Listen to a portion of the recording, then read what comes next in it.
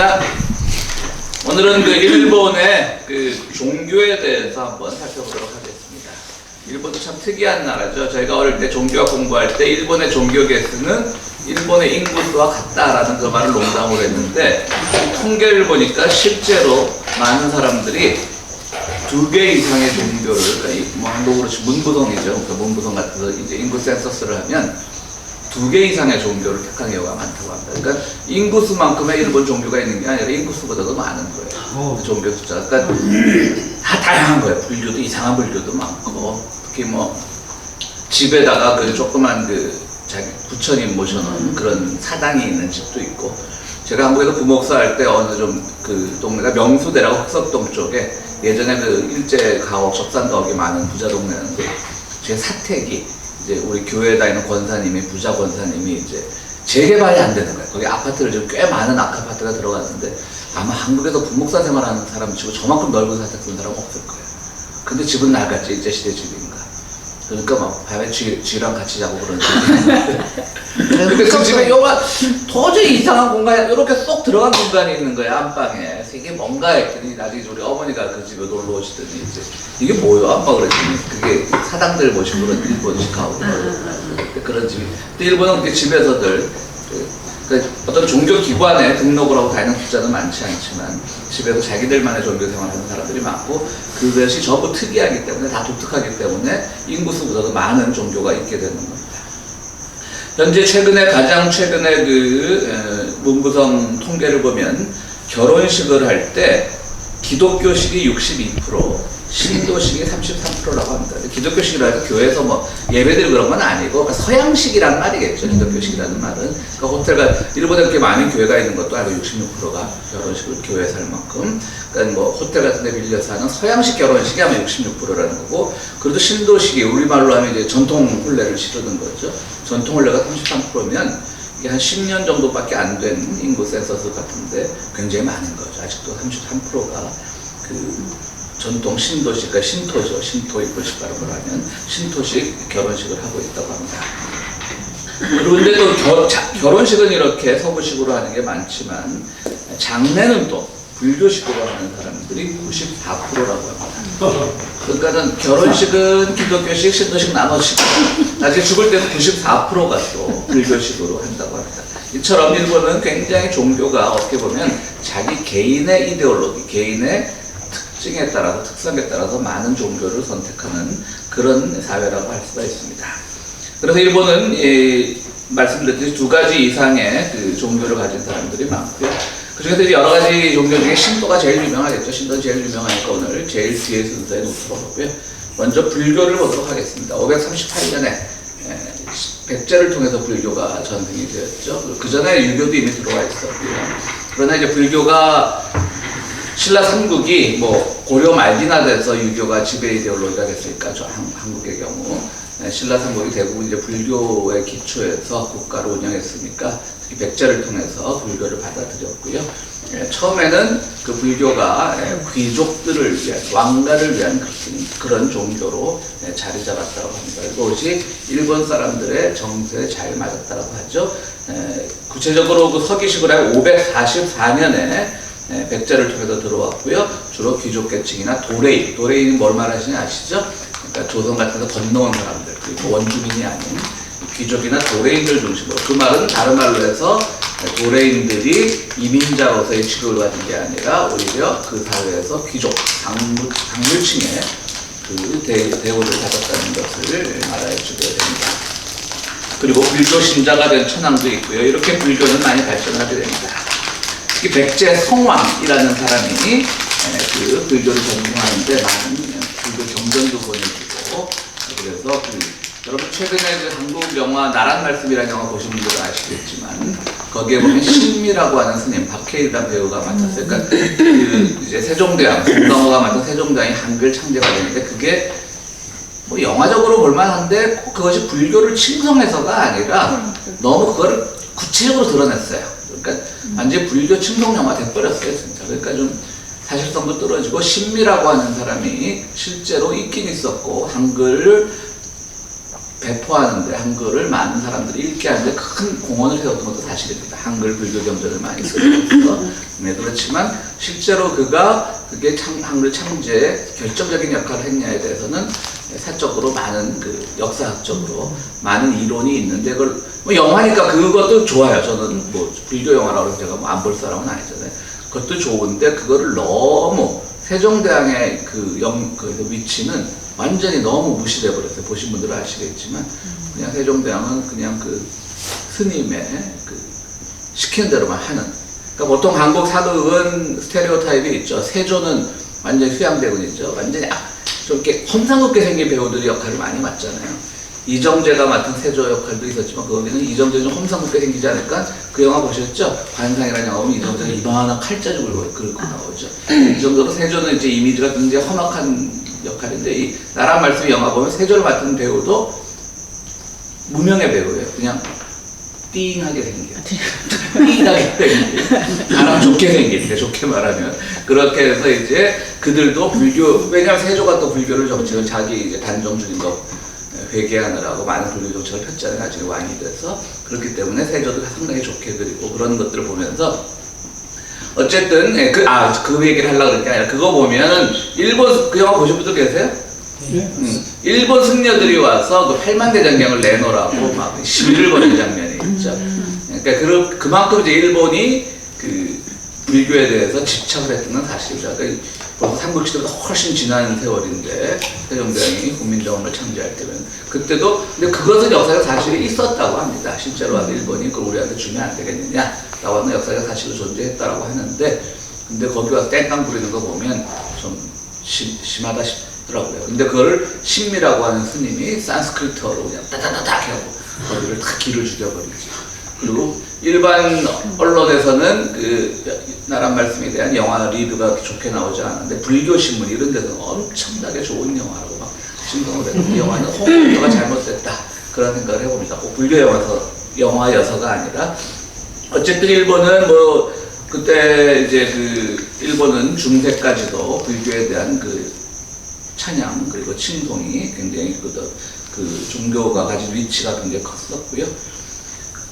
그렇기 때문에 또 불교는 일본 사람들은 굉장히 주술적인 것이 많았기 때문에 불교가 주술적인 것과 기복적인 것이 잘 조합이 되어 있죠. 그 당시 불교는 중세 불교는 그러니까 주술이라는 것은 좀 신비에 빠지는 주문을 외움으로써 신비에 빠지는 그런 역할도 하고 또 복을 받는 기복의 역할도 하게 되는 겁니다. 그러던 차에 이제 7세기 초 당시의 황태자였던 일본의 쇼토쿠 우리말로는 성덕이라고 했죠. 성덕태자가 불교 문화를 전파하는 굉장히 큰 역할을 했고요. 어쨌든 우리가 임진왜란 때 이제 호국불교라는 말을 많이 쓰잖아요. 네. 근데 그것도 사실은 일본의 진호 그러니까는 뭐 진압하고 지킨다는 진호불교로서 일본의 역할을 했습니다. 그래서 도월 김용옥 같은 사람은 호국불교가 완전히 거짓말이다. 불교에서 만들어낸 어떤 신화다라고 이렇게 얘기를 할 정도로입니다. 그러니까 김용옥은 뭐 닥치는 대로 말하는 사람이니까요. 그런 것도 없잖아요. 그러니까 불교는 원래 국가 불교는 아닌 거죠. 뭐 어느 종교도 사실 국가 종교가 돼서는 안 되죠. 국가를 초월해야 되는데 위기에 있을 때는 뭐 불교라고 해서 승려들이 싸울 수도 있는 거죠. 근데 그것이 그때부터 불교가 국가 불교가 됐고 조선시대의 불교 탄압에 있어서 그걸 극복하려고 자기들 종교를 지키려고 했던 것이지 국가에 봉사함으로써 국가를 지키려고 했던 것은 아니다. 뭐 이런 주장들도 있는데 그렇다고 우리가 삼형대사나 또 누굽니까? 서산대사나 이런 분들을 우리가 또 명승이라고 그러지 그들을 국가주의자라고 지금 평가하지는 않잖아요. 그렇죠? 그런 점도 있고 도올 얘기가 나와서 이제 하는 말인데 최근에 또 그분이 참 요새 이런 팟캐스트 나와서 참 최선전 많이 하더라고. 그 마가복음이라는 걸 제가 좀 듣다 말았는데 저는 그거 들었는데 저도 그거 들었어요. 근데 그 마가복 그 내용은 막 이런 이상한 신학교 말고 정상적인 과정을 가진 신학교에서는 한 대학교 1학년, 2학년 다 배우는 내용이거든요. 근데 또 그 사람이 기독교를 대중화시키는 건 탓할 수가 없고 그 양반 같은 명망가니까 그 얘기를 하니까 야 기독교가 개독교가 아니고 이런 특징을 가지고 있구나 하는 건데 나 같은 사람이 그래 보세요. 뭐 이단이라고 그러니까 참 이게 양날의 판이더라고 이거. 난 이단 안 같은데요. 근데 그분 마가복음하고 저 로마서니 뭐 이런 거 이야기하는 게 맞는 겁니까? 맞는 거죠. 아니, 그분의 해석, 목사님이 보시기에 그러니까 맞는 거, 그러니까 해석학적으로 좀 문제가 있는데 네. 그 해석학을 끌어내기 위해서 이 역사적 배경을 말하는 건 다 맞는 얘기죠. 네. 네, 그런데 이제 그거를 굉장히 잘 풀어 쓰는 장점은 있어요. 네. 근데 그 자체가 뭐 그런 팟캐스트에 나와서 하는 말씀이 뭐예요? 이건 나니까 하는 말이야. 아무도 안 가르쳐줘야 되니. 그럼 이제 그걸 듣고 있으면 한편으로도 그가 가진 영향력을 부럽기도 하고 내가 그렇게 말해요. 저거 뭐야 할 텐데 부럽기도 하고 한편으로는 또 아는 게 맞죠. 이건 아닌데. 자기가 아는 게 많으니까. 아니 근데 좀 라디컬한 주장이 있어요. 왜냐면 그래? 지금 아, 잘안 오로지 들어요. 한국만이 네. 지금 사실은 기독교는 다른 데는 다 이제 무너졌는데 네. 오로지 한국만이 지금 기독교가 지금 네. 서 있고 네. 결국 종교 혁명을 일으킬 수 있는 것은 한국뿐이 없다. 예. 그래서 결국 시작이고 끝이 여기다. 어. 그 왜냐면 그 사람 나중에 특이한 게 뭐냐면은 네. 한국에서의 기독교는 서양에서 전파된 게 아니고 남인들이 자발적으로 가톨릭을 경험을 했죠. 네. 자발적으로 자기 스터디를 하다가 네.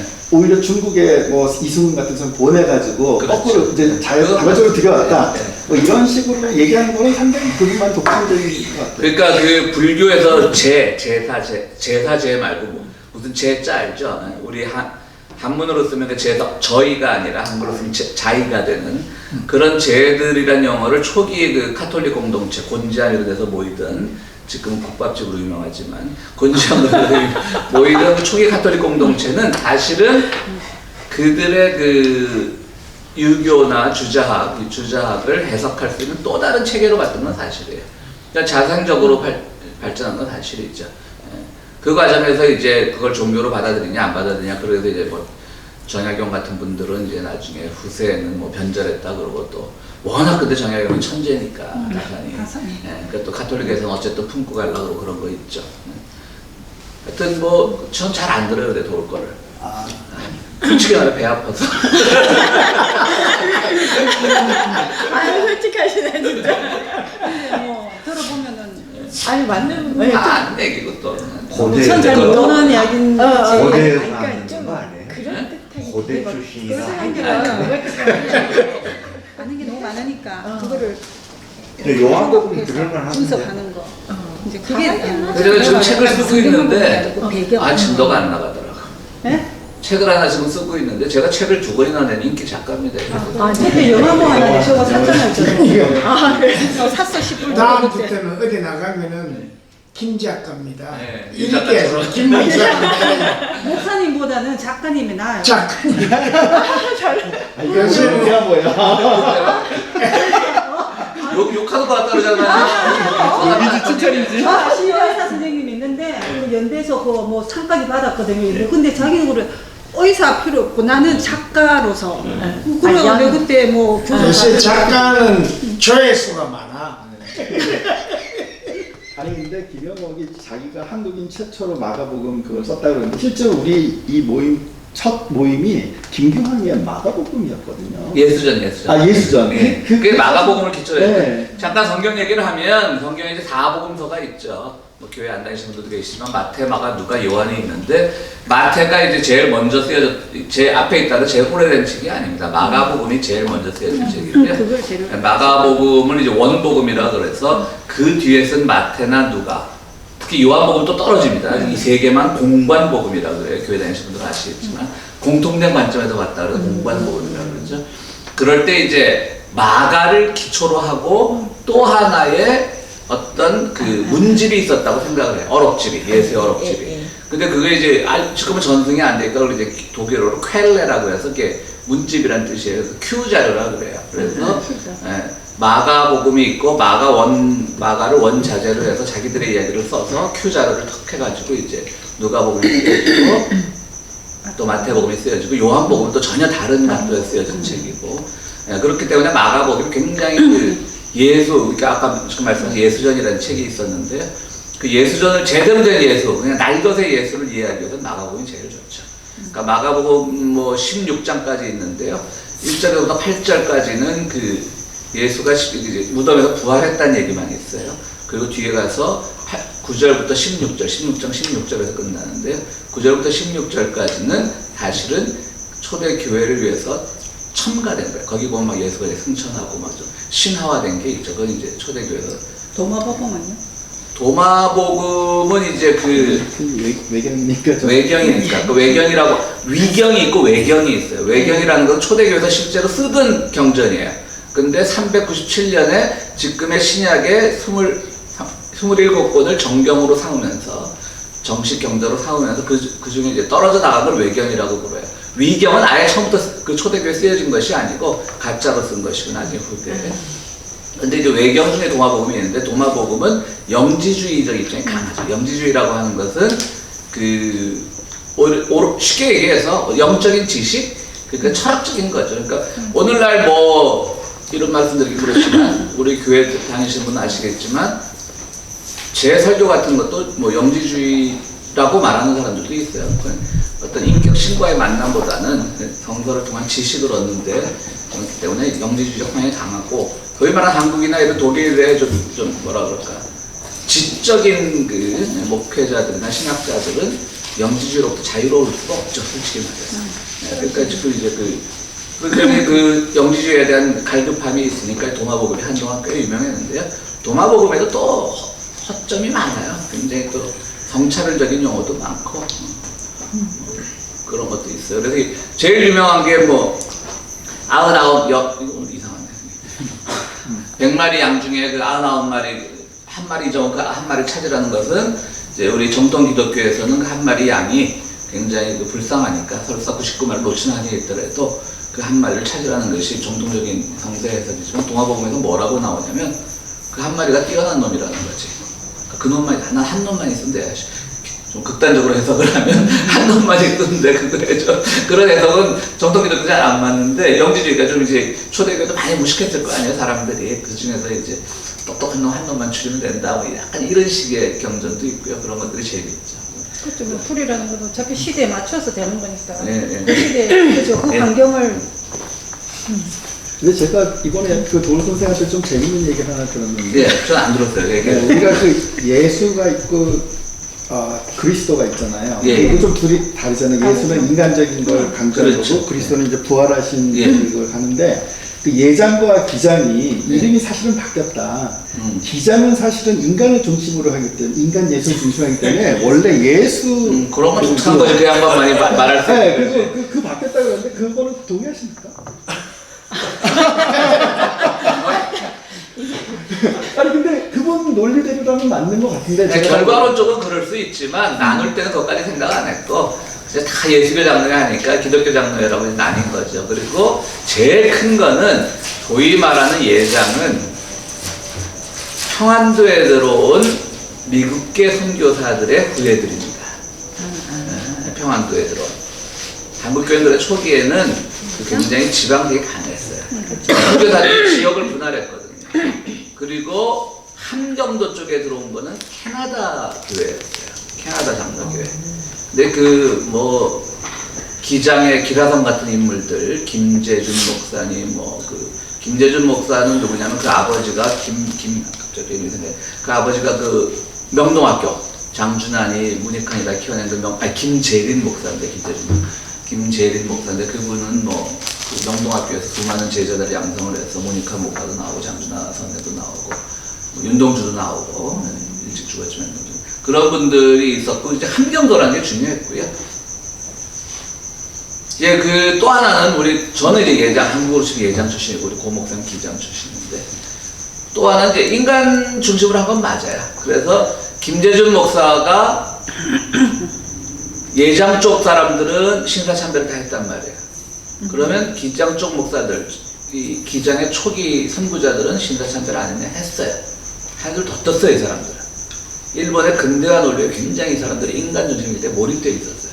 때문에 이 사람들은 총독부랑 맺고 무슨 돼지 양돈 기술, 신기술을 배워온다거나 그게 이제 사회복지 차원에서도 의미 있는지 모르지만 어쨌든 일본 시절이었잖아요.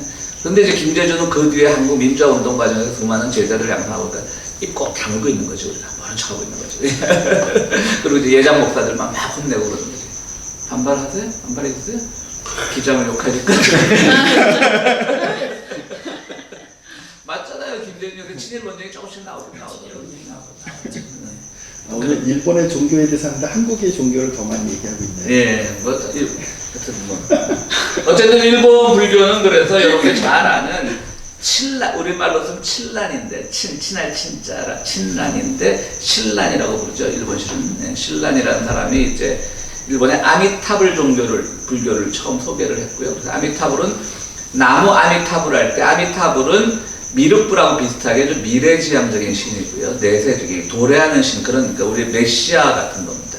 그렇기 때문에 나무는 뭐 디펜드 원한다는 의미고요. 나무 아미타불에서 이제 워낙 불교 경쟁이 처음 들어왔을 때 어려우니까 사람들에게 쉽게 이제 나무 아미타불 연불만 외우면 된다라고 하는 그런 나무 아미타불을 가져오면서 일본 귀족 중심의 일본 불교가 많이 이제 대중화되는 그런 계기가 마련이 됐습니다. 그러고 나서 또 이제 그게 이제 타력 종교가 되는 것이죠. 그러고 나서 이제 정토종, 그거 이제 정토라고 하는 건 이제 하나님 나라죠. 깨끗한 땅이니까 정토종이라는 불교의 종토가 생겼고요. 그 뒤에 이제 13세기에 또 유명한 일련종이라고 하는 그 니찌렌입니다. 일본 말로 하면 니찌렌이라고 하는 승려가 법화종을 가지고 들어옵니다. 법화라고 하는 거는 그러니까 불법 아니 불자 아니고 붙여진 법이 화려하게 꽃피우는 그런 법화경 세계를 꿈꾸는 것이기 때문에 오히려 굉장히 현세지향적인 불교입니다. 법화경은 또.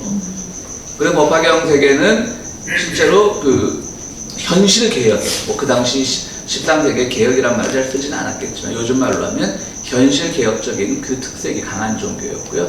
근데 지금 일본에서 굉장히 두 개, 많은 불교 종파가 있는데요. 대표적인 두 개를 들자면 바로 그 일련종과 그 다음에 그 니찌렌이 하는 정토종과 일련종 두 가지가 일본의 대표적인 그 불교 종파고요. 일본의 신흥 종교들이 대부분 여기에서 출발합니다. 이거와 신도와 결합을 해서 여기서 출발을 하고요. 좀 나중에 뒤에 가서 따로 얘기하겠지만 그 남묘호랭 개교라고 하는 창가학회, 우리가 흔히 창가학회라고 하는 것도 바로 니찌렌의 후예들이죠. 니찌렌의 후예. 그러니까 니찌렌의 후예가 막 이 가지를 치는 거지. 가지를 쳐서 나중에 얘기를 하겠지만 언젠가도 제가 한번 이 시간에 얘기했을 거예요. 그래서 창가학회가 어떤 건지 굉장히 평화지향적이고요. 굉장히 그 얼바인 지역에 일본의 종합대학도 하나 갖고 있고요. 소카 가까이라고 종합대학도 하나 갖고 있고 굉장히 일단 제일 중요한 게 일본의 공명당, 자민당과 연정을 하는 공명당과 지금 공동 여당인 거죠. 근데 자민당 입장에서는 그 공명당의 세가 굉장히 강하기 때문에 무시할 수는 없는 거예요. 자민당이 항상 단독으로는 과반수 집권을 못했어요. 내각 책임자인데 내각을. 공명당하고 항상 같이 해요. 공동 공천도 이제 공동으로 하고. 그런데 이 공명당이 항상 그 평화헌법을 폐지하는 걸 반대를 해요. 그러니까 아베는 죽을 지경인 거지 지금. 공명당. 근데 그나마 또 보수적이고 일본의 가치에 잘 맞으니까 연정을 하는데 일본에 뭐 공산당도 있고 사회당도 있고 뭐 있으니까 그들하고 손을 잡을 수는 없잖아요. 그래서 공명당은 손을 잡는데 항상 그 눈에 가신 거지. 바로 밑에서 그냥. 그렇다고 또 막 그들이 아주 철저하게 막 평화주의자들은 아니고 정치인들은 공명당 세력은 그 안에서 굉장히 뭐 아주 줄타기를 잘한다고나 할까 뭐 그런 것들을 하고 있는 것이 공명당입니다. 어쨌든 일본 불교에서는 아까 말씀드렸던 칠란의 아미타불 즉 정토종과 또 그 니찌렌의 일련종, 그것이 또 일련종종이라고 또 하나의 가지를 치는데 크게 보면 일련종이고요. 그 법화정을 중심으로 하는 그 두 가지가 가장 크다고 생각하면 되겠습니다. 그리고 그것은 나중에 이제 신도 할 때 좀 자세히 말씀드리겠지만 신도로 넘어오면서 불교가 굉장히 이제 그들과 함께 습합이 되고 혼합이 되는 겁니다. 불교를 얘기할 때는 두 가지를 아시면 됩니다. 하나는 사청이라고 해서 그 일본 불교는 모든 증명서나 종교 증명서를 절에서 발급받게 메이지 시대까지 그렇게 해놨습니다. 메이지 시대, 가마쿠라 시대부터 메이지 시대 와서 종교 증명서가 뭐예요? 그러니까 일본 종교 다양하다 그랬잖아요. 근데 어쨌든 나는 이 불교에 등록이 돼 있어. 그걸 단가라고 합니다. 단가라고도 하는데 일본식으로 단가라고. 그러니까 우리가 태어나면 호적을 하듯이 사찰에 적을 두게 돼 있어요. 단가제도예요. 교적이라고 그러죠. 교적인데 그것이 그러면 동해예요? 우리 동해 가서 하듯이. 아 그런 행정적은 따로 있지만 불교. 그야말로 고적 처분을 띄는 건 아닌데 경상도에 그건 아닌데 페데거트는 교적이라고. 교제. 네, 교정이라고 하는데 네. 그 제도 자체를 가지고 사람들이 그러니까 지금은 좀 그것도 느슨해졌다 그래요. 그런데 뭐 메이지 시대까지 그것이 굉장히 그 영향력을 발휘했고요. 그 일본의 카톨릭에 대한 그 핍박이 시작됐을 때 많은 사람들이 카톨릭 가서 그걸 받은 거예요. 그리고 그 절 근처에서 공동체 생활을 하면서 몇 번 말씀드렸죠. 각굴의 기리시단은 크리스찬이에요. 일본 발음은 기리시단이에요. 각굴의 기리시단이라 그래서 그 보면 나중에 이제 메이지 이후에 그 선교사들이 가서 보니까 처음에 우리랑 우리야. 왜냐면 성찬식 같은 것도 하고 그래요. 근데 성찬식이라는 내용도 모르고, 그러니까 한 250년 동안 핍박의 시기 동안 전승대 내려오면서 자기들을 숨기면서 몰래 카톨릭 의례를 지냈는데 나중에 대가 이어지면서 잊어버린 거야. 자기들이 뭘 믿는지. 자기들은 불교 신자라고 하는 거야. 각굴에 숨겨진, 각굴에가 일본어로 숨겨진 거야. 숨겨진 크리스찬이라고 하는 그 용어가 있어요. 그래서 그 세계 교회사에서 굉장히 아주 재미있는 이름을 연구를 뭐 해요. 한다고 해? 다시 한번 불러주세요. 각굴에. 각굴에.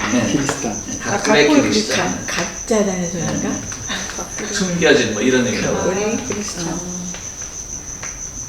그래갖고 사람들이 가가지고 이제 선교사를 너 같은 우리 크리스찬이야 본래 그랬더니 아니라는 거죠. 우리는 불교 신자라고. 근데 보면 성모 마리아상 그 각굴의 크리스찬 쳐가지고 성모 마리아상 같은 거 보면요. 성모 마리아상이 뭐 부처님 품에 안겨 있는 그런 석상도 있고. 길상사 있잖아요. 네. 길상사 가보셨죠? 예. 거기 보면 앞에 뭐 분모 하나 이렇게 누가 기증하신 것 같더라고요. 그래요? 그런 게 그런 건가? 아니, 그건 아니에요. 그건 아니고. 그냥 한국식으로 그래 표현을 한 거예요. 오케이. 그 법정선생도 그런 거 좋아하시니까. 법정선 워낙 좋아하시지. 거기 옛날에 그 뭐냐 그 법정스님이 그 상속받은 거잖아요. 그 옛날에 저기 뭐 그냥 그 요즘 뭐? 요즘 대형가. 삼천가 네. 전용가 예전에 가서 밥도 먹었는데 네, 대형가. 그 대형가 호텔에 불나면서 이제 그 주인이 누굽니까 그 기생. 네. 그, 갑자기 뭐그 유명한 네, 백석인가 뭐. 백석의 여자. 맞아 백석의 여자죠. 시인 백석의 그 여자. 시 한 삼천각을 그 줄, 사람한테 물려주. 시 한 줄 값하고 이거하고 비교가 안 된다잖아요. 얼마나 참 일점 시. 그렇게 큰 그 삼천가가 거를 거의 한 3천 평 아시죠? 정도 되는. 시 한 줄 값도 안 된다고. 맞아. 그러니까 백석의 시에 비하면 네. 시 한 줄 시한 값도 안 줄만큼도 된다고 안 돼. 이 유산이. 멋있는 여자. 여기서 거기 그 모임에서 백석 연구하시는 분도 계십니까? 그 뭐? 학교에서 그거 그러니까 정신적 가치를 최대치로 치는 사람이 있겠죠. 근데 그분 자체가 그 여기서는 저기 숙제 우리 나서 한국 가서 이원영 중앙일보 편집부장이 네. 백석 공부 많이 전자서 멋있다. 이영민 씨는 도대체 그 사람은 어떤 사람인지 알 수가 없어요. 그 요즘에 가까웠던 그뭐막 날려나왔는데 그건 또 크리스찬을 또 그냥 막 지켜오는 그런 얘기를. 이원영 씨가요? 네.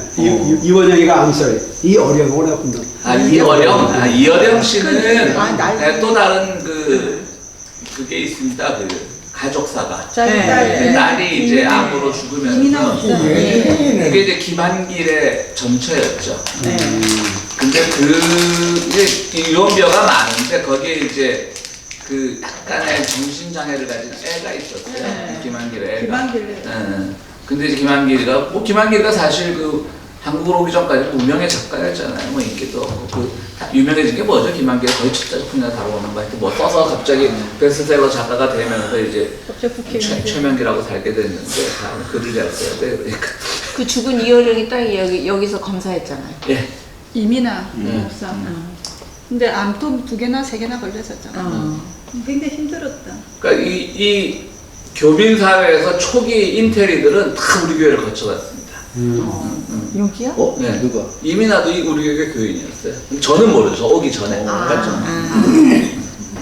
이원영 씨는 다시 또 뭐 기자가 됐다고 그러는데. 예, 그거는 그냥 뭐 큰 신문은 아니고.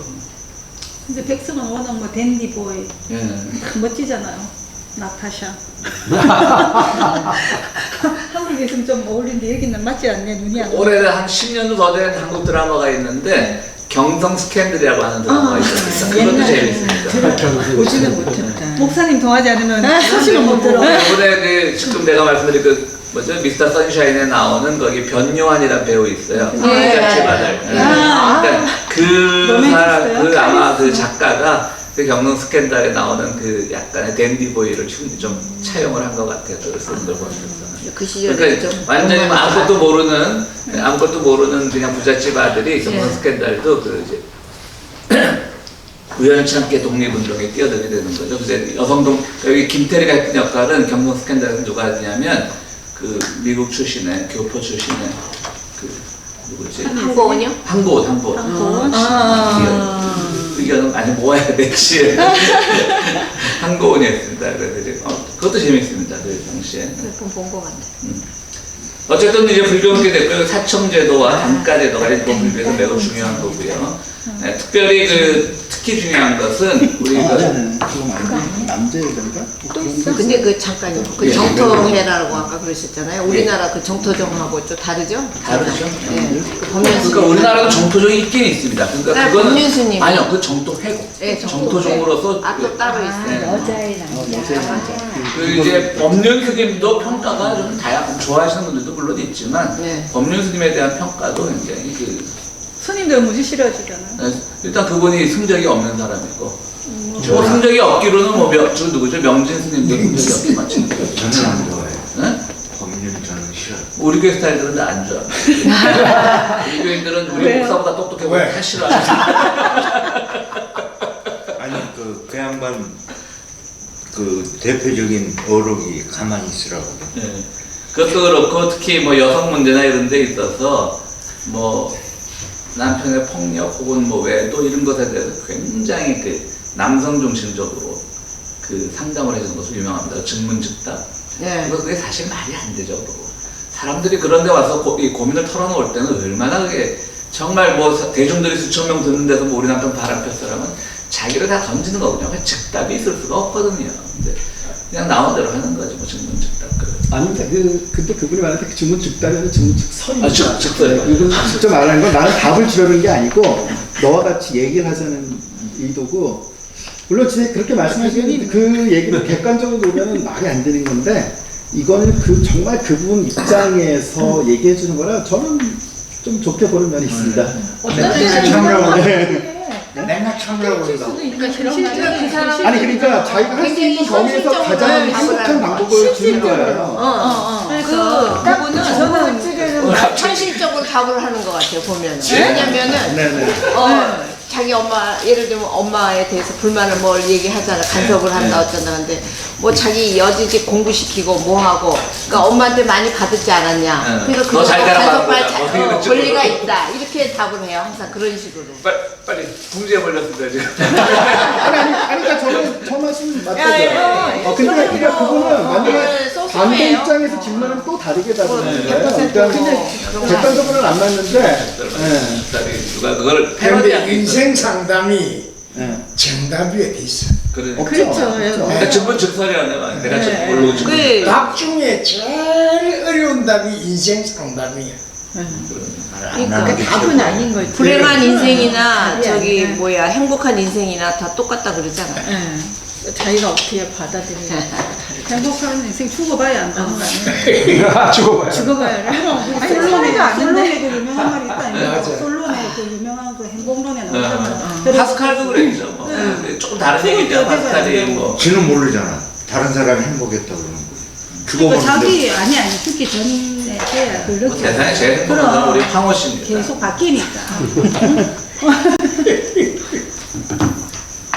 자, 어쨌든 그 일본의 그 불교는 지금 신도랑 많이 결합이 돼 있고요. 왜냐하면 나중에 또 따로 얘기하겠지만 신도가 이제 메이지 유신 이후에 그 국가 신도를 표방하면서 굉장히 억압적으로 이제 다가갔거든요. 그러다 보니까 살아남기 위해서 신도가 이제 불교가 신도와 같이 가는 거죠. 그리고 2차 대전 중에 태평양 전쟁 중에 일본의 유명한 그 군종 승려들이죠. 그 사람들 보면 지금 불교 파시즘이라고 제가 이 책을 오늘 안 갖고 나왔는데 제 방에 있는데 불교 파시즘이라고 우리말로 번역된 책인데 이제 그 책의 내용은 뭐냐면 기독교는 뭐 야훼 신앙이라는 게 폭력적이다 뭐 이러는데 사람들이 저는 좀 그래도 그거 불만이에요. 기독교의 정서들이 분명히 폭력적인 게 있죠. 근데 그게 사실은 구라가 다르거든요. 다 무슨 족을 멸절했다 그래 나중에 보면 또 나와요. 그 족이 멸절된 족도 나오고. 그리고 이제 그 히브리라고 하는 것은 어원에 대해서 여러 가지 의견이 있지만 핫비루라고 해서 성경에 다른 데서 히브리라고 많이 나오지 않는데 언어가 또 히브리어예요. 그렇죠? 이스라엘어가 아니잖아요. 유대어도 아니고 히브리어예요. 그래서 핫비 그 히브리어에 대한 어원이 뭘까 많은 학자들 아직도 의견이 통일되지는 않았지만 대체적으로 뭐 해방신학이나 민중신학하는 사람들 입장에서 핫비루라는 그 당시에 그 토속어가 있었다 그래요. 핫비루라는 건 사회 민중계층, 저소득계층. 그러니까 모세를 따라 나왔던 그 에집트에서 탈출했던 그 사람들이 전부 다 유대인들은 아니었다는 거죠. 오히려 계급적 용어로 불렀다는 거죠. 거기 다른 지역에서 끌려와 있는 노예들 다 따라 나왔다는 거죠. 해방시켜준다니까. 그 과정에서 이 뜨내기들이 이미 그 소위 말하는 광야 시절에 그 광야에는 여리고니 뭐 이런 뭐 많은 그 도시 국가들이 이미 있었는데 그들을 물리치는 과정에 다 이기잖아요. 이겼던 건 사실이죠. 그러니까 40년 생활 견뎌냈던 거죠. 그 과정에서 자기들의 그 성공담이 과장이 되는 거죠. 후세 전승하면서. 무협지 수준으로. 내가 1대 17로 싸워봐서 아는데 뭐 이런 거죠. 이런 것들이 그러니까 하나님의 이름으로 이렇게 이제 되는 거지. 그러니까 폭력적인 부분이 있었죠. 근데 그 당시에 그 사회로 봤을 때 죽기는 죽이기인데 그래서 기독교가 폭력적이다. 저 폭력적이 아니라고는 말하지 않지만 그것이 마치 기독교만이 가진 종교의 한계인 것처럼 말하는 건 굉장히 싫어합니다. 그래서 제가 이런 말하면 늘 사람들이 또 저거 굉장히 호교론자네 아닌 줄 알았더니 그런 말 하는 사람들이 있어요. 왜냐면 그 종교가 권력하고 합작한 종교가 폭력인 거지 종교의 가르침은 불교가 다 기본적으로는 평화하고 사랑인 거죠. 그러니까 불교도 그러니까 그런 사람들이 소위 말하는 이제 인텔이라고 하는 사람들이 기독교 내부에서 기독교 스스로 자체를 비판하고 뭐 불교의 이런 평화사상 배우면 좋지 않느냐라고 말하는 건데 자기 얼굴에 침 뱉기라는 거죠. 저는. 불교도 불교 80이라는 책 보면 불교도 신도 없잖아요. 공이잖아요. 공. 근데 뭘 위해서 싸우는지 불교도 엄청 잔인했어요. 그리고 2차전 그 군종 승려들의 그 수기 같은 거 보면 적은 죽여야 된다고 뭐 갈기갈기 찢어 죽여야 된다고 그게 불법을 이루는 방법이고 그게 나중에 어디서 등장을 하냐면 온 진리교 같은 것들 막 요가하고 불교하고 막 신도하고 다 짬뽕된 거잖아요. 그 살인가스, 살인이 아니라 살인가스로 그 도쿄 지하철 테러했을 때 그들의 교리가 아주 특이해요. 그 사람은 죄인인데 그 불교 사상은 윤회가 되잖아요. 그럼 죄가 자꾸 윤회가 되는 거야. 그러니까 윤회를 끊기 위해서는 죄인처럼 보이는 건 지금 죽여버려서 아예 그 윤회를 끊어버려야 돼. 그래야지 그 자체가 더 이상 윤회가 안 된다. 그런 교리예요. 그러니까 살인이나 폭력이 굉장히 그들은 일상화되어 있는 거죠. 그런 것들은 이제 이단 종교인 거죠. 어느 종교가 이렇게 살인을 그리고 폭력을 일상화하겠어요. 그런 것처럼 이제 일본에서 그것들이 다 2차 대전 때 일본 군종 승려들이 보여줬던 그 많은 내용들이 아까 말씀드린 불교 80이라는 책에 많이 나오고요. 또 불교 역시 또 중국에서는요, 불교하고 도교하고 엄청 싸웠어요.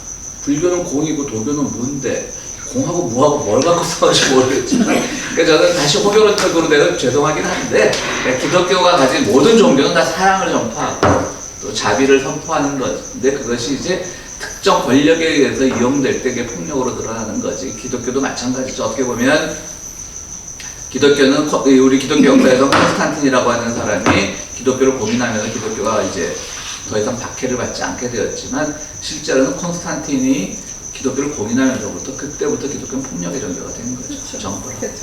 그리고 그 전까지 초대교회 한 기원 후 한 뭐 50년경 사도 바울에 의해서 교회가 설립되고 그 콘스탄틴이 있을 때까지 한 300년까지 한 250년 동안 죽은 사람이 그렇게 많지 않답니다.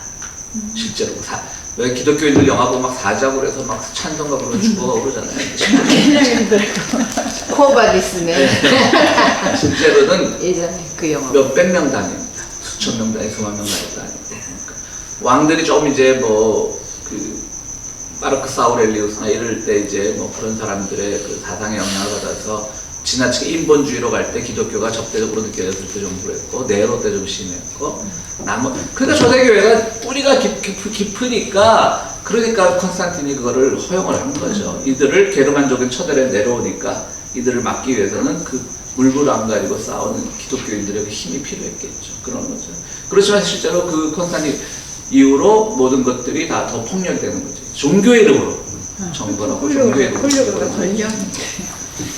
어쨌든 하여튼 뭐 목사님, 예.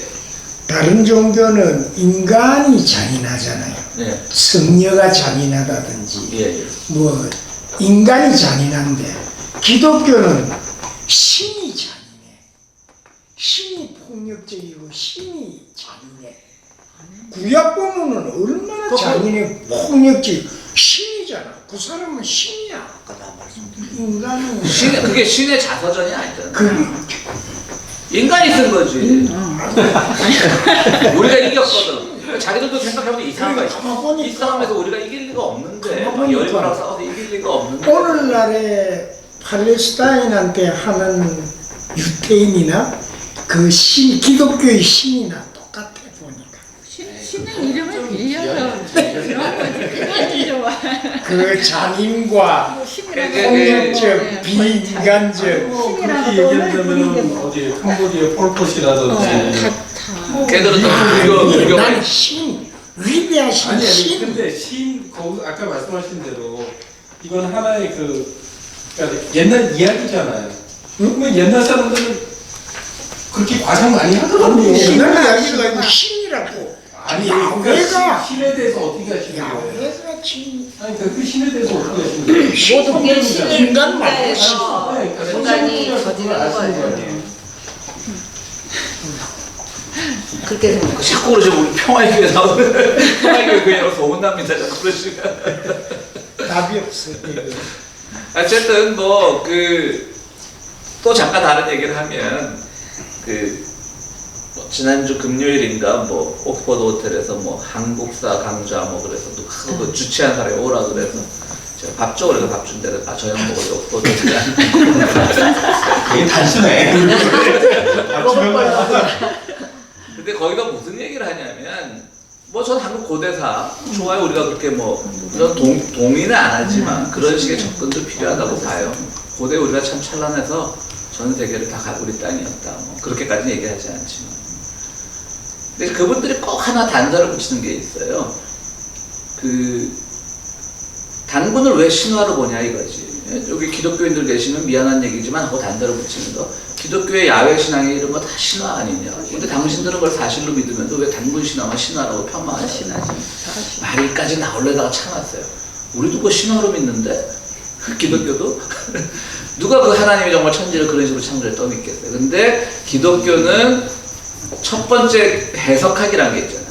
그러니까 구약의 야훼 하나님의 첫 번째 해석학은 누구였어요? 예수였어요. 그러니까 그 소위 말하는 중동의 작은 땅에서 예수라고 한 사나이가 나타나니까 초대교회 사도 바울이 그러냐 엄청 천재인 거죠. 이 예수를 사랑의 신으로 승화를 시켜버린 거죠. 그렇죠.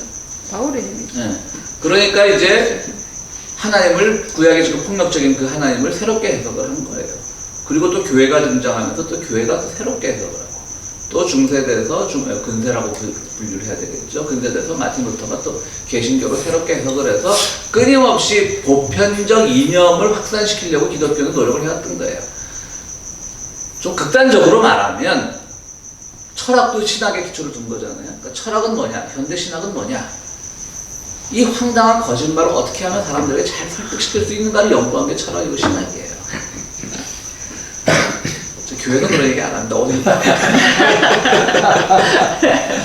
그래서 발전을 했잖아. 그리고 그 철학이라는 것, 신학이라는 것이 공헌한 바가 있잖아요. 그리고 20세기에 막 자본주의가 막 정말 온갖 폐악을 저지를 때 남미에서 해방신학이 나왔던 거고, 이제 민중 중심으로 가죠. 그 해방신학을 빌어서 한국의 민중신학이 나왔던 거고. 또 최근에 와서 다시 늘 우리 자주 얘기했던 지제기니, 데리다니 이런 사람들을 통해서 기독교가 다시금 철학적으로 해석이 되고. 근데 그들은 왜 기독교를 다시 받아들이냐면 보니까 그것이 가지고 있는 그 수천 년간 전통의 그 해석의 역사라는 게 굉장히 도움이 된다는 거죠. 오늘날 사회를 해석하는데. 그래서 발전을 해온 거예요. 신화였지만 처음에는. 그런데 이 고대사 하는 분들은 더 이상 없어. 우리가 위대하다는 것 말고는 없어요. 그래서 저는 참 그게 문제예요. 그래서 어쩔 건데 지금 우리가 위대해서 뭐 홍익인가 그 정도밖에 없잖아요. 좀 죄송한데 고대사 좋아하시는 분들 많은데 제 생각에는 그거는 좀 문제가 있네요. 말씀하신 대로 해석하기가 그러면은 지금 뭐 우리 그 고대 방구신화나 그 충분히 해석을 안 해서 뭐 그런 결론을 날 수도 있는 거 아니에요? 그러니까 그들도 공부를 하는 거지. 그렇지, 공부를 하는 거지. 그럼 그 이야기 신화로 기독교에서는 신화다라고 정설로 되어 있어요? 그렇죠. 설화라는 말, 그러니까 신화, 미스라는 말은 쓰지 않죠. 미드. 기독교 스토리라고 그러죠, 스토리. 오. 근데 이제 그것도 이제 좀 이렇게 뭐 진보적인 신학교나 종합대학 안에 있는 이런 인문학적 배경이 있는 신학교에서는 뭐 제가 신학교 들어왔을 때 첫 과목이 1학년 1학기 때니까 다 교양 과목이고 전공 과목 하는데 첫 과목 제목이 뭐였냐면 신약 문학사였어요. 신약 문학사. 그러니까 신약의 성서가 아니라 문학이라는 거죠. 그렇게 시작을 하는 거예요. 교회 성장에 도움이 안 되니까. 목사님이 틀렸으니까 저런 말씀하시지. 다른 목사님이 공부하시고 철학 공부하셨으니까 저런 말씀하시지. 그런 아닌 사람들은 진짜처럼 아직도 진짜 그렇죠. 믿는 사람들 있죠, 진짜처럼. 다 처녀에서 애가 낳다 이래 하잖아, 예수가. 그 설화라고 말하면은 큰일 썩기 나지. 큰일 나지. 이야기지 뭐. 스토리. 그러니까 그 우리가 창조 과학 같은 것도 말이 안 되는 게 누군가 그 하나님은 무에서부터 나오신 분인데 하나님이 천지를 창조하실 때 누군가 옆에 있었다는 얘기 아니에요. 그걸 보고 기록했다는 거예요. 아니잖아요. 이거는. 이렇게만 접근하면 다 이제 거짓말로 풀리는 거예요. 그렇잖아요. 하나님이 비전을 보여줬죠. 은유를 잘. 그러니까 알다시피 그 기독교의 창조 설화는 그러니까 우리는 창조 설화라고 하는데 그러니까 신화라고 하면 좀 더 기독교 조심을 하는 거예요. 신화라고 하면 또 너무 그러니까 그리스 로마 신화 이런 거랑 빗대게 창조 설화 스토리라고 말하는데요. 그거는 알다시피 이건 바빌론 지금 이라크에서 나온 이라크의 창조 설화죠. 그거를 그러니까 이 이스라엘 사람들은 지금 일본 종교사인데 또 신학 사람 이스라엘 사람들은 자기들이 우주의 중심인 줄 알았어요. 하나님이 자기들만을 우주의 중심을 하는 줄 알았는데 자기들한테 몇 년 전까지 조공을 바치던 바빌론이 갑자기 커가지고 쳐들어왔어요. 그리고 막 다윗 이후에 솔로몬 때 막 하나님을 위해 성전을 지어주고 그랬는데 그 성전이 최고인 줄 알았는데 막 그때 군화라는 건 없었겠죠. 요즘 말로 하면 군화발로 바빌론 군사에 쳐들어와서 막 물건 훔쳐가고 그러는 거예요. 그때 그 사람들의 심정을 생각해보세요. 세계가 무너지는 거예요. 그렇잖아요. 하나님 아무것도 안 하고 있거든. 저 바빌론 애들이 우리 성전을 짓밟는데 아무것도 안 하고 있거든. 그러고 나서 또 바빌론 포로로 다 끌려가잖아요. 60년 동안. 근데 거기 가서 또 이스라엘 사람 후련하게 거기서 그 문명이 왜 발전을 했나 보는 거지. 근데 우주론약에 다 정비가 잘 되어 있는 거야. 창조니 이런 것들. 그러니까 그거를 빌어와서 그러니까 창세기에 나온 창조신화는 하나님이 정말 과학 믿는 사람들은 짧은 지구론이라고 그래서 지구가 뭐 6만 년인가 6천 년인가 6천 년? 6만 년도 아니거든요. 6천 년 안도 아니에요. 짧은 지구 그걸 믿잖아요. 근데 6천 년 전에 하나님이 그 천지를 창조할 때 쓴 게 아니잖아요. 그거는 오히려 기원전 한 6세기경에 바빌론 포로에서 돌아와서 그 서기관들이 그때부터 이제 서기관이라는 직업이 그들에게 배운 것과 그들이 그대로부터 믿어온 또 그들의 신앙이 없었던 건 아니에요. 이게 뭐 구전으로 오랄 트레디션으로 전해져 내려온 게 있었던 것이죠. 그래서 그거를 가지고 이제 자기들만의 새로운 걸 써낸 겁니다. 그래서 이제 뛰어난 게 뭐예요? 바로 그들은 또 안식일 같은 걸 만들어낸 거죠. 바빌론에는 없었거든요. 안식일이. 그러니까 어떤 쉼의 신학 같은 걸 만들어낸 거죠. 왜냐하면 그들이 노동을 겪어봐서 쉰다는 게 얼마나 필요한지. 그러면 그것을 다시 오늘날의 교회 현장에서는 안식일 뭐 주일 성수회라 뭐 그런 걸로 하는 게 아니라 안식일은 또 따지고 보면 또 바뀌었잖아요. 토요일이었는데 일요일이 됐으니까. 그럼 그걸 이제 쉼의 그 신학으로 가르쳐야 되는 거죠. 뭘 쉬고 쉰다는 건 단지 나 혼자만 쉬는 게 아니라 또 주변에 있는 뭐 노동자들 또 이런 사람들의 쉼도 생각을 하고 또 우리가 너무 워커홀릭 돼서 그렇게 자기 일에 너무 몰두해서 삶의 뭐 의미를 못 찾는 사람들에게 안식을 가르쳐주고 이렇게 이제 해석을 해오는 거죠. 끊임없이. 안식일을 잘 지켜라 이게 아니라. 그러니까 잘 지키라는 말은 맞죠. 그렇게 해서 잘 지키라는 거죠. 지금 유대인들 이스라엘 여행 가보신 분들은 아시겠지만 안식일날은 깜짝 놀랐어요. 제가 그 이스라엘 갔는데 저는 그래서 성지순례란 말도 안 씁니다. 기독교 유적지 탐방이지 무슨 성지예요. 성지는 개신교에는 성지 개념이 없어요. 다 성스러운 거예요. 성이 다 성인인 거예요. 그래서 저는 성지순례란 말도 안 쓰고 마침 그때 저거 갈 생각도 없었어요. 이스라엘. 그냥 저는 제가 보기에는 거기는 그냥 테마파크예요, 그냥. 그 갈 생각도 없었는데 마침 그거를 주관했던 어떤 목사님이 그 이스라엘에서 공부하는 사람인데 그분이 그 여행단의 이름을 기독교 유적지 탐방이라고 붙였더라고. 그래서 제가 돈을 내고 갔어요. 안식일이 있었는데 호텔에서 묵고 있는데 젊은이들이 금요일날 밤에 호텔에 북적북적한 거예요. 아무것도 못하게 할 일이 없는 거예요. 그러니까 호텔에서 상술로 그런 안식일을 1박 2일 코스를 마련해요. 밤새 술 먹고 밤새 젊은 남자가 방에 들어가고 그리고 그러나 관광객이 타는 엘리베이터나 그들이 타는 엘리베이터가 똑같아요. 뭐 호텔이 15층이면 매 2층부터 열렸다 닫았대. 내가 버튼 누르면 안 되니까. 10년 전 대비 10년 전. 이것은 일하면 안 되니까. 유대인 전용 엘리베이터가 있고요. 근데 내가 봤을 때 전용은 구분은 돼 있었는데 구분 안 돼 있는 것도 구분 그러니까 외국인 관광객으로 쓰여 있는 것도 몇 층보다 쓰더라고. 무조건 쓰는 저도 깜짝 놀랐어요. 버튼 누르면 안 되니까. 자동으로. 버튼 누르는 것도 노동이니까. 일하면 안 일하면 안 되니까. 되니까. 이것도 일이야? 그럼 아니 그 야외가 만드는 거야? 야외. 아니 그러니까 자꾸 야외를 이용하세요. 창세기 쓴 사람이 만든 거예요. 그리고 이제 불교 이제는 기독교로 한번 가보겠습니다. 불교는 잠깐 보기도 하고요. 기독교는 잘 알다시피 이제 그 도쿠가와 시대 들어서면서 카톨릭에 대한 그 엄청난 핍박이 시작됐죠. 그때 카톨릭 인구 한 17만이 됐다는 겁니다. 엄청난 거죠. 한 17만 5천 명이 됐다고 하고요. 그 임진왜란 때는 카톨릭 그 기가 일본 왜군 깃발과 함께 휘날릴 정도로 그렇게 카톨릭이 굉장히 중심 역할을 하고 있었는데 도쿠가와 시대에 대해서 일단 뭐 외국이랑 그 관계도 끊으면서 이제 종교 핍박이 시작됐죠. 그때 유명하게 이제 후미에 그러니까 성화 밝기, 예수 초상화 밝기 그 밟고 지나가면 이제 살려주고 그 그림을 이제 후미에라고 그러고 그걸 받는 걸 답회라 그러는데 그걸 일본말로 뭐라고 써요? 밟는 답자 써서 답회라 그러는데 그건 다 살려주는데 여러분들 앤더슈타크의 그 유명한 소설 침묵에 보면 포르투갈 선교사가 갈등을 하죠. 그게 바로 하나님이에요. 그래서 하나님의 음성을 듣지 포르투갈 선교사가 뭐라 그래요?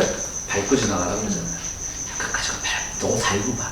그러니까 막 순교 이런 거 좋아하는 사람들 엉망이에요.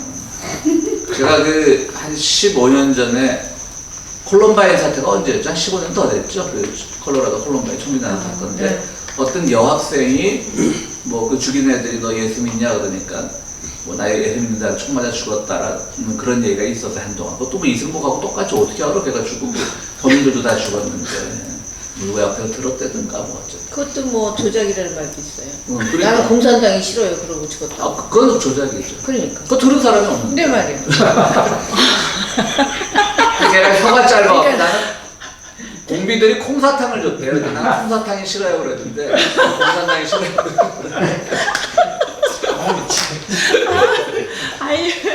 그 네. 지구 아예 불쌍한데 이제 그것이 근데 그 법원에서 결국은 무승부가 되었어요. 그렇다고 조선일보가 이제 그 말을 퍼뜨린 사람을 이제 고소를 했거나 그래갖고 이제 한동안 대법원까지 올라갔는데 결국은 증거불충분 누구도 그러니까 조선일보도 명예훼손으로 이 사람을 고발할 수 없고 이 사람도 더 이상 주장할 수 없고 그렇게 아마 결론이 내렸을 거예요. 그러니까 한 아이의 죽음은 슬프지만 이제 그 말이 나온 건 동네 주민들이 이승복 소년이 늘 뭐 나는 공산당이 싫어요 그러고 다녔다는 거죠. 그래서 그래 입이 찢겨 죽으니까 그랬을 거라는 가능성 이제 그런 것들이 제기가 되는데. 근데요, 네. 그 어린아이가 평소에 나는 공산당이 싫어요. 그러고 다니는 것도 좀 이상하지 않으세요? 그 당시 그러니까 그것도 그게 사실이라면 네. 그거 자체를 문제 삼았어요. 그러니까. 근데 그게 강원도 인접 지역에가 더 심했을 거고 뭐 그런 건 있겠지만 그렇게 이제 방공이 마치 아이들이 아무것도 모르고 공산당이 싫어라고 하는 것처럼. 전에 우리 뭐 여담 같지만 우리 딸아이가 1학년 때 홍대 부속 국민학교를 다녔거든요. 도덕 집은 시간. 어디 사셨어요? 지금 서교동이요. 홍대 앞에. 예. 근데 저도 그 동네 살았거든요. 그러세요? 거기 바로 거기 홍대 앞에 끼고 살았어요. 그래가지고 아침마다 아파트 노래 듣고 난리 듣기 싫어.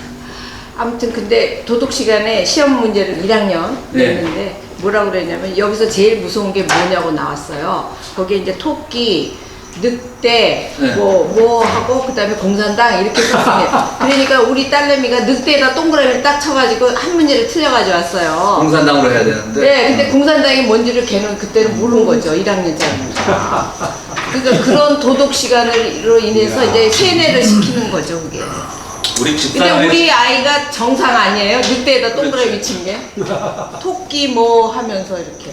우리 집사람의 증언에 따르면 초등학교 때 방공 포스터를 그리게 되었는데 그 반에 어떤 애가 하도 적화통일이라니까 무슨 뜻인지도 모르고 이륙하자 적화통일이라고 이렇게 포스터를 해요. 집사람이 자기 얘기를 남이라고 하는 것 같진 않아요. 집사람이 공부도 잘했어요. 반장도 그랬으니까. 그래갖고 죽도록 맞는 걸 봤었고, 야, 집사람 어릴 때부터 아니 그냥 모르고 그럴 때 저렇게 죽도록 때리냐고. 선생들은 아마 겁이 났을 거라고. 그럼 네가 어떻게 할게 소문 나봐요. 안기부 끌. 그 당시 뭐지? 그러면 또 끌려가는 거죠. 네가 어떻게 그런 날에 살았어? 살았어요. 아니 근데 이륙한 같은 일이 뭐가 문제지? 아니 우리가 걔네를 무력으로 통일시키는 거 아니야? 적화통일 이렇게 하는데 빨갛게.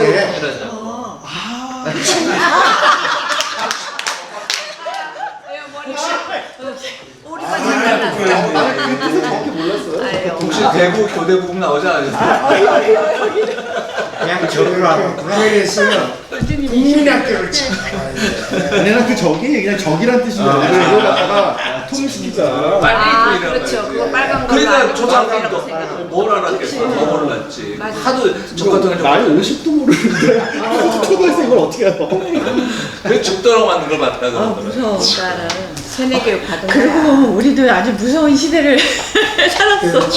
세뇌교육 받으면서 모르고 어떻게 사는 보면. 거야. 예. 아유, 그 아까 그럼, 얘기하신 예, 거 예. 이제 하셔야지. 뭐? 다시. 답이 사이먼트 돌아. 아 침묵? 그러니까 네 맞아요. 그 침묵에서처럼 그러다 이제 콜럼바인으로 갔지. 아, 그때 내가 설교를 하면서 그 다음 주인가 오늘도 사고. 그런 거는 순교라고 하지 말라. 너 사실 그냥 개죽음이다. 거기서 내가 너 하나님 믿어? 안 믿으면 살려주고 믿으면 죽는다라고 알았을 때 그 미친놈들의 총질에 왜 네 신앙을 거느냐. 그냥 하나님 안 믿는다고 하나님이 벌하지 않는다. 자꾸 그렇지. 그렇게 설교를 했더니 교인 하나가 한가닥에 떠났어요. 헌금도 많이 내든가잖아. 아니 그럼 그렇게 말씀하시면 고대 그 로마 시대 때 순교라고 하는 그 뭐 다니엘이나 뭐 그런 건 어떻게 설명해요? 그러니까 그럼 순교 쪽은 저쪽 우리 잠깐 끊고 하겠습니다. 시작해. 투덜대도 일본 쪽에 뭐 있냐고. 필요 없어요. 자, 일본 기독교는 약간 이제 그 후미에 얘기하다가 그래도 이제 그 고통의 시기가 없다고 이제 가쿠레 그리시다도 나오고 이러다가 이제 19세기 메이지 직전에 이제 일본 그 미국에 대해서 수호조약이 아니죠. 협정을 맺으면서 이제 개신교 선교사도 들어오기 시작하고 또 가톨릭 선교사들도 들어오기 시작하죠. 그런데 이제 일본의 기독교는 독특하게 그 일본 사람들은 뭐 우리가 에도 막고 시대 번이란 말 많이 썼는데 이런 것처럼 뭐 조합이란 말을 많이 쓰고요. 동맹이란 말을 많이 썼는데요. 또 영어도 쓰기 좋아져 이 사람들이. 가다가나 보면 영어 가다가나 이러면 이게 무슨 걸 영어로 어떤 걸 쓰는 건지 모를 때가 많잖아요. 1억과 나오셨죠? 예. 고등학교 1억과 나오셨습니다. 무슨 것이 됐겠지? 고등학교가 1억과가 외고. 1호 전공. 외고. 외고. 젊다. 외고 출신이면. 외고 출신. 연계야 연계. 사는데 조만간 역사 속으로 사라질 외고 전환 번호 지금 저희 동문들의 뭐 막 그런 운동을 하더라고요. 그거 이제 뭐 반대하는. 아니 이륙과 나와가지고 네. 무슨 말씀하고 있습니다. 경영학과를 들어갔어. 근데 이제 다시 들어왔을 때는 아무래도 개신교 미국하고도 연관이 있고 그러다 보니 개신교 선교사들이 더 많이 들어왔겠죠. 다시 들어왔을 때 이제 일본에서는 세 지역에서 밴드, 영어로 밴드라는 게 조직이 됐습니다. 첫 번째가 요코하마죠. 요코하마 밴드. 그다음에 구마모토 밴드. 구마모토는 이제 한번 고문자수 음본이죠. 구마모토 밴드. 그다음에 여기 잘 아는 삿포로 밴드. 이렇게 해서 세 지역에서 아주 그 청년들을 중심으로 신문물을 접한 청년들을 중심으로 굉장히 이제 기독교 운동이 활성화됐습니다. 일본 기독교의 특징은 그렇게 초기에 한국은 가톨릭은 천주교는 남인들을 중심으로 하는 양반들이 받아들였지만 개신교는 주로 기생 뭐 특히 부산 지역 개신교는 부산 지역 개신 이름은 잊었는데 부산 지역 개신교의 어머니는 기생이었습니다. 그런 사람들이 이제 기독교를 받아들였고요. 아까 이제 잠깐 얘기하다 김재준 얘기하다 했지만 부산 지역은 호주 기독 장로교가 들어왔습니다. 근데 그 지역이 그러니까 함경도를 점령한 선교 지역으로 택한 그 캐나다 장로교가 제일 진보적이었고 그래서 이제 그 기독교 장로교가 나왔던 것이고 한신대학 중심에 이제 평안도는 좀 근본주의였고 그러니까 이제 예장이라고 하는 보수적인 기독교가 나왔던 거고 호주 선교사들은 완전히 꼴보수 중에 꼴보수였습니다. 당시 그럴 수밖에 없어. 호주는 뭐죠? 자기들 나라의 그 정통성이 없으니까 나는 뭐 미국도 물론 마찬가지지만 저게 미국이 호주 시민권자 있습니다. 아, 죄송합니다. 말씀하시면 호주 곤란합니다. 호주 사람들, 호주 원주민 말고 어버리시라고 하고 원주민 말고. 뭐 호주 사람들은 아니라 그러지 자기들은 저기 죄수의 후예들이 아니라 따라온 간수나 관리들의 후예라 그러지 자기들 조상은 죄수 아니라 그러고 그렇기 때문에 굉장히 보수적이었어요. 그 당시만 해도 또 이게 물론 그 대형 섬이긴 하지만 그런 또 육지와 대륙과 떨어져 있다는 그런 소외감 때문에 더 신앙이 보수가 됐을지도 모르죠. 그래서 그쪽에서는 이제 지금 한국에서는 또 하나 예장 기장이지만 고려신학교라는 게 만들어졌습니다. 고신파라고 부르는 또 하나의 장로의 종파가 있습니다. 고려신학교의 고신파. 그게 이제 아주 죽이는 사람들. 어떻게 죽여요? 꼴통으로. 그럼 지금 이 수구 꼴통의 원인은 그것도 다르다. 그건 합동입니다. 또 다르다. 그보다 더 이 고신파 사람들은 의외로 수구 꼴통인데 그 종교적인 문제에만 집착을 해요. 그것만. 근데 이제 꼴통은 합동들이 꼴통입니다. 저는 성경을 좀 문외한이라서 고신은 답답은 하지만 그렇게 죄는 안 져요. 합동이 꼴통이다. 뭐또 적으시니까. 그리고 홍 선생님 저는 지금 다 PCUSA지만 미국 장로이지만 저는 통합. 다 똑같아. 나좀 여러분 틀려요. 하나 틀리고 하나 틀려요. 그리고 이제 우리 고 목사님은 기장. 최고라고 자처하는 사이에 그냥 교세는 갈수록 줄이게 되고. 그 다음에 이제 부산 지역 사람들은 고신. 고려신학교에 주구나 고신파. 그렇게 이제 세 개만 알면 한국 장로교는 네 개구나. 합동 통합 그러면 고신 고신대학 기장. 나와가지고 호주에서 유학하면 완전 꼴통 되는 거예요? 근데 이제 호주는 바뀌었죠. 호주는 이제 그 꼴통이 없어졌고 친구 고신대학이나 오빠가 그래 공부한 것 같아서 내가 생각이 나서 물어본 고신대학 나온 사람들은 주로 어디를 가냐면 네덜란드 같은 개신교가 아주 일찍 발전을 했거든요. 그러니까 청교도들이 우리 추수감사절 때문에 맨날 설교에 등장하는 목사님 설교에 등장하는 메이플라워다 온 청교도들이 본래 네덜란드 가려고 했었습니다. 그런데 그 영국이랑 가까우니까 혹시라도 그 핍박이 그들에게 미칠까봐 또 네덜란드 축구하니까 미국까지 온 거죠. 그 네덜란드로 유학을 많이 가고요. 또 남아프리카에 무슨 대학이 있습니다. 거기들 많이 갑니다. 왜냐하면 남아프리카 네덜란드 식민지였기 때문에 그래서 소위 말하는 고신이라고 하는 그 꼴통 기독교의 전통은 네덜란드하고 남아프리카 공화국에 지키고 있습니다. 그런데 우리의 그 유명한 오정현 목사는 남아프리카 가서 뭐 박사를 3년 만에 딴 천재적인 걸 보였는데 다들 의심을 하죠. 그 사람 영어도 한마디 못하는데. 오정현 그거 사람이고 한국에 있는 거 아니야? 여기 있다가 여기 있다 한국 같이. 예술의 전당회고도 많이 맞아, 많이 교육 시더라고. 남의 땅 국가 서울식당 그 국가장이야. 그게 아까 지하 그러니까 이제 저기 뭐야 백화점들처럼 지하철역하고 이게 억세스를 쉽게 하기 위해서 우리가 많이 양보를 해서 통로만 자기네 교회 예산으로 팠다면 그것까지도 이해할 수 있어. 그것도 문제 허락을 안 받고 했으면 죄지. 근데 이 사람들 거기다 통로만 만든 게 아니라 뭐 예배실도 만들고 무슨 교육실도 만들고 그냥 하나의 지하 왕국을 건설했어요. 서울시 땅 밑에. 지금 이해가 안 되시죠? 뭐 그런 일이 가능한가? 아니 나는 오래됐는데. 그래 나는 잘 모르니까 근데 예술의 전당 열어다 보면 큰 게 하나 보이는데 사나이 교회라더라고. 아, 그게 다른 상가는 분양은 안 그래서 그거한테 이게 상가 분양까지. 그래서 내가 지금 그거는 그냥 빌려주는 거 아닌가요? 서울시 땅이면. 아니야 예. 빌려준 거. 아 근데 여기 대법원에서 불법으로 판결이 났어요. 근데 아마 그것도 헐기도 쉽지 않을 거예요. 그래서 아마 제가 보기엔 서울시에서 엄청난 이제 사용료를 징수하지 않을까, 그건 놔두고 그렇게 결정이 나지 않을까. 많이 징수하면 나가겠죠. 아니야. 그래. 그것도 아니야, 대법원은 불법으로 판정 그게 아니라 났어요. 사용료를 내겠다고 했다고. 근데 서울시가 안 했어요.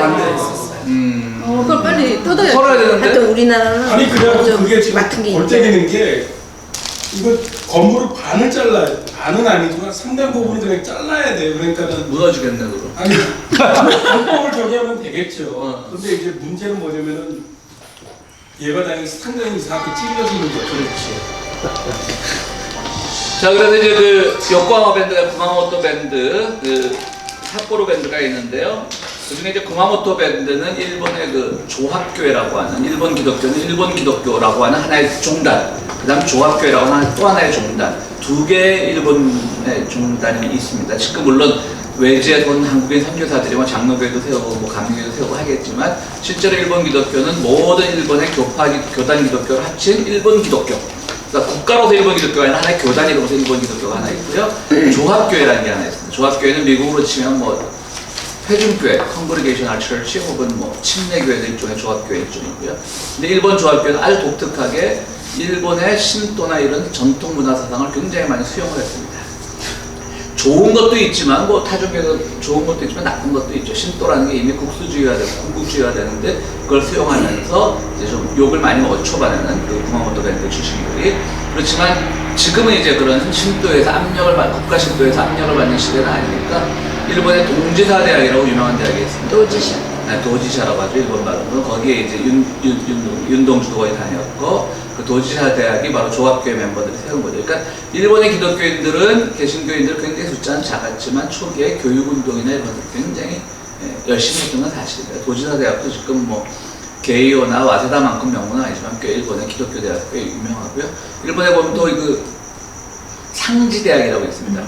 한국의 원주의 상지대학이라고 사학평 비례하지 온상이었는데 지금 이제 제가 이제 공공사학으로 바꿨는데 그 상지대학하고는 다릅니다. 근데 이름만 빌려온 거고요.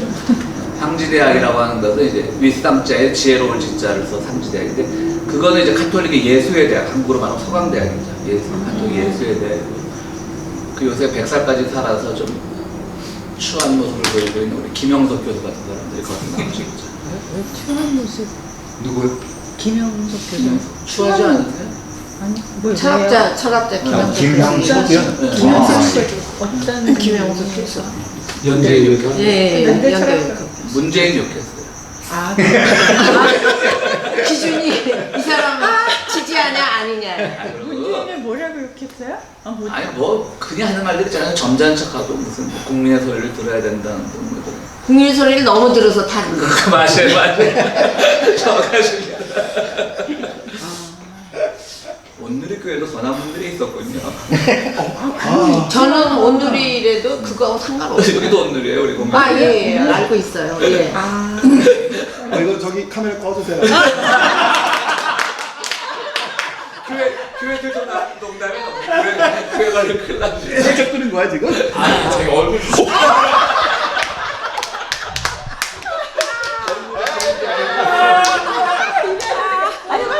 이러시면 안 돼요, 이러시면 안 돼요. 아니 선년도 온누리예요? 네. 저는요, 오 선누리. 저는 네, 그만. 2부 가는데 이분은 일부 오신대요. 그러니까 만나지는 못했어요. 근데 그래도 혹시 오다 가다 했는지 얼굴이 교인이 말을 많으니까. 했다고 예. 그래서 어쨌든 그런데 이제 교인이 그다음에 마지막 그 삿포로 밴드는요. 그 삿포로 농업학교에 이제 미국 농업학교라는 학교가 있는데 그건 이제 기독교인들이 세운 학교는 아니고요. 농업학교인데 미국인 교사가 하나 이제 와서 아이들을 성경 공부를 시킵니다. 이 농업학교는 기독교인들이 세운 학교가 아닌데 이제 쉬는 시간에 길동산 올라서 성경 공부도 시키고 막 그래요. 그래서 미국으로 돌아가는데 임기를 마치고 돌아가면 아주 유명한 말을 하죠. 뭐죠?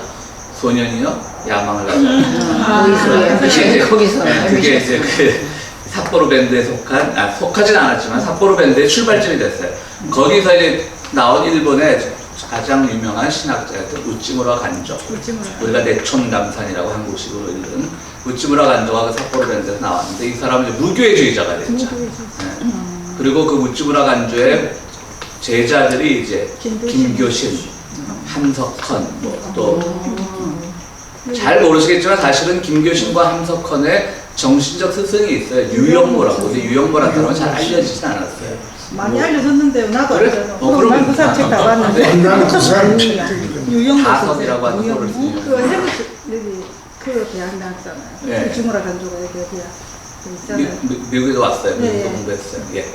근데 이제 우찌무라 간조는 또 어떤 슬픈 역사가 있냐면 이 사람은 지금 아까 말씀드렸듯이 불교는 이미 신도랑 결합을 했어요. 근데 기독교도 신도에 대해서 신도를 받아들이게끔 압력을 많이 넣어요. 제도적으로. 근데 일본 기독교의 그 초기 수용자들, 아까 그 말하다 좀 비껴갔구나.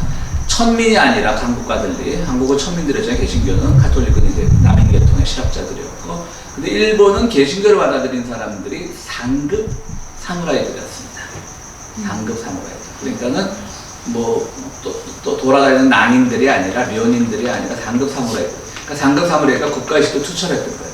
그러니까는 이 신도와 그거를 결합시켜서 무진 애를 썼던 사람들. 그러게 해서 메이지에서는 또 신도를 어떻게 잘 했냐면 초종교라고 이름을 붙였어요. 신도는 종교가 아니야. 그냥 우리 애국심이고 효도 같은 거야. 뭐 이렇게 계속 교육을 시켰던 거예요. 그러니까 명분이 없는 거예요. 우리 일제시대 때 우리 목사들이 남산에 있는 신사 가서 뭐 요배하고 그랬을 때 우리가 신사 참배하고 그들이 이제 해방이 위해 많은 고충을 겪었지만 그들을 설득할 때 뭐였냐면은 그것은 종교가 아니라 그냥 요배하는 거다. 그냥 애국심을 표현하는 거다. 그때 이미 조선은 일본이나 다름없으니까 그냥 그 애국심 국민의례 하는 거다. 요즘 말로 하면 그렇게 이제 했던 거죠. 그래서 이제 그 일본은 그거를 많은 비판들이 있으니까 초종교라고 이름을 붙였던 거예요. 이거는 신도 종교가 아니다. 그리고 국가 신도로 해서 아예 그 국가 신도를 관리하는 그 모든 것을 공직의 가장 위에 뒀어요. 메이지 시대와 태평양 시대. 그런데 이제 2차 대전 패전하고 나서 미군이 들어오면서 그것을 국가 신도를 없애버렸죠. 그래서 일반 대중 신도로 바꿨어요. 그러니까 이제 그 일본 천황은 신도의 제사장이에요. 그러니까 국가 신도일 때는 가서 제사를 집례할 그게 있는 거예요. 의무가 있는 거예요. 근데 이제 일본이 들어와서 국가 신도를 없애고 일반 신도로 바꿔놓으니까 이제 그걸 못하게 된 거죠. 근데 이제 슬금슬금 아베 때부터 세계대면 가서 이제 신사 참배하고 그리고 이제 평화주의자들을 반대를 하고 그런 이제 일이 벌어진 게 된 거죠. 그제도 뭐 제사장 그거 했다던데. 그렇죠. 예. 요번에 했죠. 요번에 네. 진짜. 그건 이제 명분이 있죠. 취임 첫 해니까. 네. 취임 인사를 간 거지, 신도에. 신사에. 그래갖고 이제 그 기독교들은 많이 이제 저항을 했는데 그 중에 이제 우찌무라 간조가 교육치거라는 게 있었습니다. 네. 그 우리말로 국민교육헌장이죠. 네. 박제가 흉내낸 거지, 이제. 교육치거를 만들어가지고 그거를 학교에서 모든 교육시간에다 외우게 하고 관공서에 외우게 하는데 거기서 우찌무라 간조가 반기를 들었습니다. 외우지 않고 목례하라니까 뭐 깊게 절하지도 않고 잠깐 목례만 하고 그래서 신문에 났어요. 그게 이제 비판한 거죠. 애국심도 없는 예수쟁이라고. 그러니까 또 그냥 거기서 참고 넘어갔을 때는 자기 반론을 쓴 거예요. 대단한 사람이죠.